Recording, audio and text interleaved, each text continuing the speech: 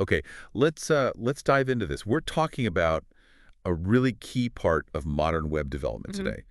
JavaScript build tools, specifically bundlers. Right. Because, when you build apps now, you tend to use lots of small files, modules, right?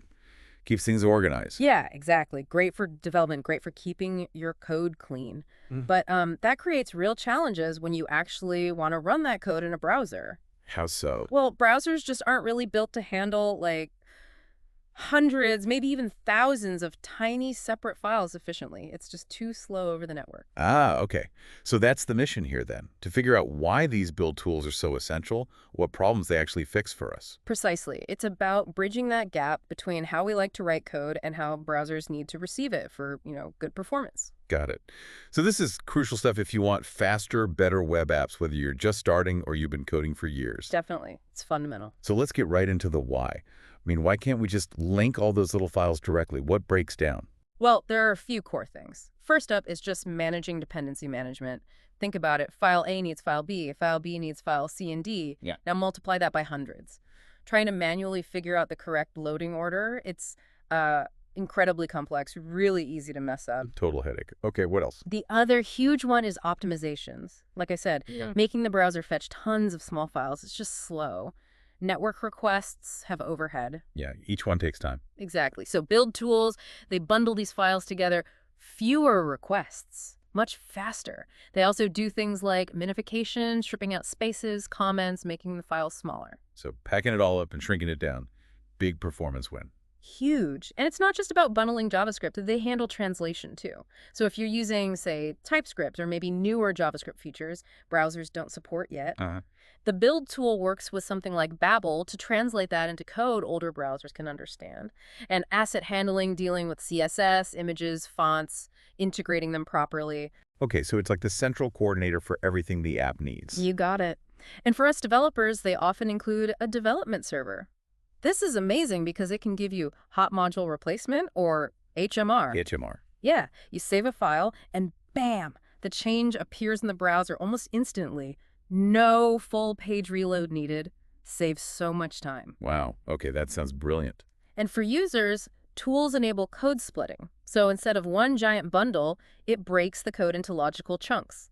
The browser only loads what's needed for the current view, much faster initial load. Right, like taking all the ingredients and recipes, your files, and having this automated system turn it into a perfectly optimized application ready to go. That's a pretty good analogy, yeah. It smooths the whole process from development code to production-ready code. Okay, the why is clear. These tools are indispensable.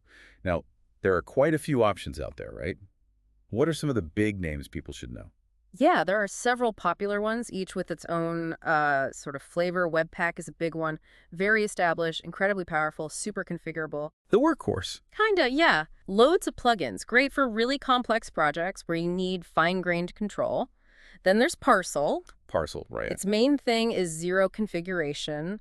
Often you just point it at your entry file like index.html and it figures out the rest. Dependencies, assets, everything. So much easier to get started with. Generally, yeah. Especially for simpler projects or if you just want things to work without tweaking.